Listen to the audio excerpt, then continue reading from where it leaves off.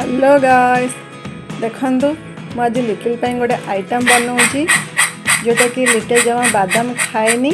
तो से गोटे बादाम रे गोटे आइटम बनाऊँगी। फर्स्ट बादाम टाक भाजीदेवे भाजिकी से चोपा सब काटदेवे भलसे चोपा जाक सब सफा करदे तापर ताको ग्राइंडिंग करदे जोटा कि टिके तार गोटा गोटा टिके थी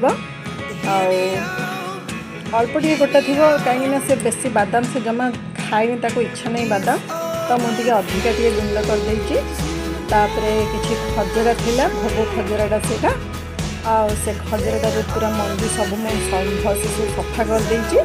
ताको भी मुझे ग्राइंडिंग करदेवी। ग्राइंडिंग कलापर देखूँ ये मो बादाम आ खजरा